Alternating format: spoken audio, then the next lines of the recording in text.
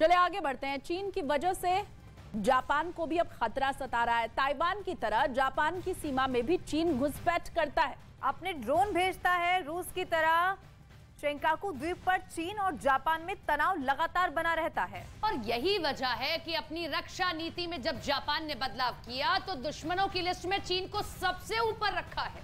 हालांकि जापान की जो सैन्य तैयारी है उससे पूरी दुनिया हैरान है, क्योंकि अचानक फुमियो किशिदा ने अपने मुल्क का रक्षा बजट दोगुना कर दिया और इसके साथ रक्षा की बजाय स्ट्राइकर नीति पर काम करने लगा।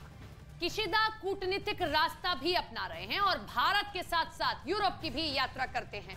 देखिए आखिर जापान किस तरह से खतरों से घिरा हुआ है।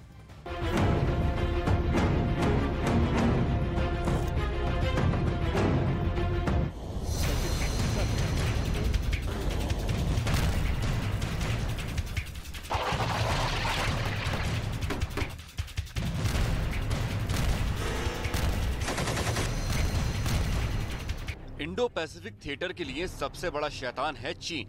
चीन की भूख बढ़ती जा रही है।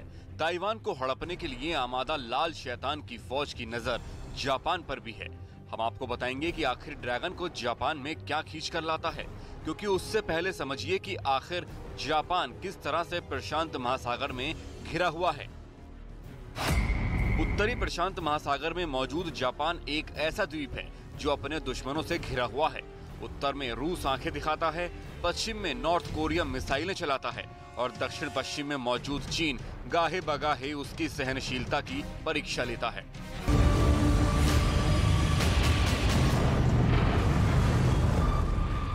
दूसरे वर्ल्ड वॉर में अपने 2 शहरों को एटम बम के जलजले में बर्बाद होता देख चुका जापान ने अपने वॉर डॉक्ट्रिन को 360 डिग्री घुमा दिया है और अब रक्षात्मक नीति की जगह हमलावर नीति को अपना लिया है। यानी जापान का मकसद उत्तर प्रशांत महासागर में एक बड़ी सैन्य ताकत बनने का है। ये भी एक बड़ी वजह है कि उसके 3 सनकी पड़ोसियों की नींद हराम है और वो जापान पर दबाव बनाने के लिए लगातार युद्धाभ्यास और सैन्य तैनाती से धमकियां दे रहे हैं। हालांकि प्रशांत महासागर के इस क्षेत्र में अमेरिकी फौज की तैनाती इस टकराव को रोकने का काम करती है और मौजूदा हालात के मुताबिक अमेरिका हिंद प्रशांत महासागर क्षेत्र में अपने दोस्तों को मजबूत कर रहा है। जैसे जो बाइडेन ने साउथ कोरिया में नया न्यूक्लियर वॉरफेयर तैनात करने का वादा किया है, ताइवान में नया बेस बनाने की तैयारी है, जापान को एटॉमिक बॉम्बर देने की बातें चल रही हैं, ऑस्ट्रेलिया को एटॉमिक मिसाइल से लैस कर रहा है। इसके अलावा फिलीपींस में भी अमेरिका नए हथियार डिप्लॉय कर रहा है। जापान के 120 अमेरिकी बेस पर करीब 54,000 अमेरिकी सैनिक तैनात हैं। जापान में PAC-3 में SM-3 मिसाइल सिस्टम भी तैनात है। साउथ कोरिया के 73 अमेरिकी बेस पर 26,500 अमेरिकी सैनिक तैनात हैं। यहाँ अमेरिका ने तहाड़ और पैट्रियट मिसाइल सिस्टम तैनात कर रखे हैं। गुआम में अमेरिका के 13 मिलिट्री बेस हैं, जिन पर 5,600 से ज्यादा अमेरिकी सैनिक तैनात हैं। गुआम में अमेरिका ने तहाड़ मिसाइल सिस्टम भी तैनात कर रखे हैं। ऑस्ट्रेलिया में अमेरिका के 7 मिलिट्री बेस हैं, जिन पर 1,000 से ज्यादा अमेरिका के जवान तैनात हैं। यहाँ भी पैट्रियट मिसाइल सिस्टम तैनात किया गया है। फिलीपींस में 5 अमेरिकी मिलिट्री बेस हैं, जहाँ US के 2,000 के करीब जवान तैनात हैं। अमेरिका सबसे बड़े खतरे के तौर पर चीन को देखता है, जो इंडो पैसिफिक थिएटर में लगातार अपनी विस्तारवादी नीति को चलाता है। जापान ने भी अपनी नई रक्षा नीति में नंबर 1 दुश्मन के तौर पर चीन का नाम दर्ज कर रखा है और इसकी वजह से दुनिया के इस हिस्से में हमेशा शांति बनी रहती है। यही वजह है कि अमेरिका चीन को दबाने की कोशिश करता है, लेकिन चीन न सिर्फ ताइवान बल्कि जापान के लिए भी बड़ा खतरा बना हुआ है।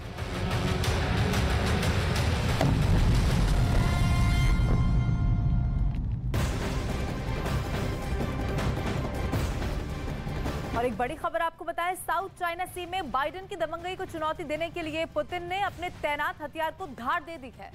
रूस ने जापान से सटे कुरील द्वीपों पर तैनात अपने तटीय मिसाइल सिस्टम को और घातक बना दिया है, जिससे कि अमेरिका के हमदर्द जापान की परेशानी बढ़ना अब तय है। और इस मिसाइल सिस्टम की जद में अमेरिका के वो समुद्री बेड़े भी आएंगे जो साउथ चाइना सी में घूमते रहते हैं। और गौर करने वाली बात यह है कि रूस ने यह फैसला शी जिनपिंग के मॉस्को दौरे के तुरंत बाद ले लिया है। हालांकि जापान के पीएम भी ठीक उसी समय कीव के दौरे पर थे। अब रूस अपने एक कदम से चीन के साथ दोस्ती और जापान के दुश्मनी दोनों एक साथ निभा रहा है।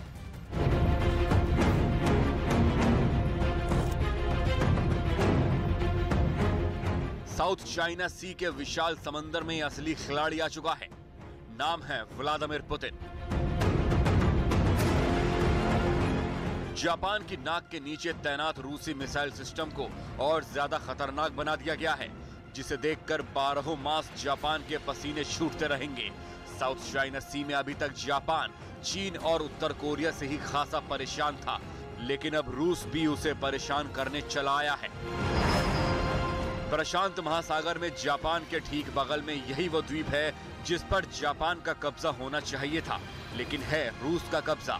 उत्तरी प्रशांत क्षेत्र के इस कुरील द्वीपों में से एक परमुशीर द्वीप पर रूस ने बेस्टियन तटीय रक्षा मिसाइल प्रणाली का एक डिवीजन तैनात किया था, जिसे अब और ज्यादा ताकतवर बना दिया गया है। कुरील द्वीपों के कुछ हिस्से पर जापान अपना दावा करता है, लेकिन ये पूरा द्वीप रूस के कब्जे में है और यही द्वीप है रूस और जापान के बीच दुश्मनी की असली वजह। इस द्वीप पर रूस ने दूसरे विश्व युद्ध में कब्जा कर लिया था, तब से इस पर रूस का कब्जा बरकरार है। अब इस पर मिसाइल सिस्टम तैनात कर रूस ने न सिर्फ जापान की टेंशन बढ़ा दी है, बल्कि साउथ कोरिया और अमेरिका की भी बेचैनी बढ़ा दी है। अब तक अमेरिका साउथ चाइना सी में चीन को आंखें दिखा रहा था। जापान और साउथ कोरिया का हमदर्द अमेरिका चीन को इस पूरे समंदर पर एकाधिकार से रोकता है और उसकी मौजूदगी में चीन चाहकर भी पूरे साउथ चाइना सी पर अपना रौब नहीं दिखा पाता। लेकिन अचानक इस मैदान में चीन का दोस्त रूस भी उतर आया है, तो समझिए जरा कि ऐसा क्यों हुआ। अब ये महज वक्त का संयोग है, या फिर शी जिनपिंग के रूस दौरे का असर, या फिर जापान के पीएम किशिदा का कीव दौरे का रिएक्शन। ये तो साफ तौर पर कहा नहीं जा सकता, लेकिन इतना तो तय है कि पुतिन ने जापान के बगल में मिसाइल सिस्टम तैनात करने का फैसला शी जिनपिंग और किशिदा के दौरे के तुरंत बाद लिया है। हो सकता है कि शी जिनपिंग ने साउथ चाइना सी से अमेरिका को खदेड़ने के लिए रूस का साथ मांगा हो और इसीलिए रूस ने कुरिल द्वीप पर मिसाइल सिस्टम तैनात कर दिया, या फिर जापान के पीएम के कीव दौरे से पुतिन का गुस्सा भड़क गया हो, जिसका जवाब देने के लिए पुतिन ने ऐसा किया हो। लेकिन अब एक बात तो तय है कि अमेरिका को अब सोचना पड़ेगा कि अगर वो यूक्रेन में ज़ेलेंस्की को मदद करना बंद नहीं करेगा, तो साउथ चाइना सी में चीन और रूस की जुगलबंद जोड़ी उसे घेर लेगी और मैदान छोड़ने पर मजबूर कर देगी।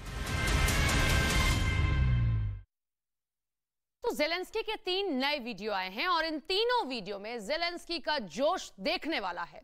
ज़ेलेंस्की ने बखमूत में अपने सैनिकों की जब मरते हुए देखा, तो उन्होंने एक बड़ा फैसला किया कि अगर ज़ेलेंस्की इसमें कामयाब हुए तो पुतिन को बखमूत से पीछे हटना पड़ सकता है। दावा किया जा रहा है कि ज़ेलेंस्की को रूस से घिरे मोर्चों पर देखकर सब हैरान हैं। सबको लग रहा है कि ज़ेलेंस्की अब खुद बंदूक उठा सकते हैं। तो कैसे ज़ेलेंस्की अब नई नई रणनीति बना रहे हैं और वो रणनीति किसी को पता भी नहीं चल रही।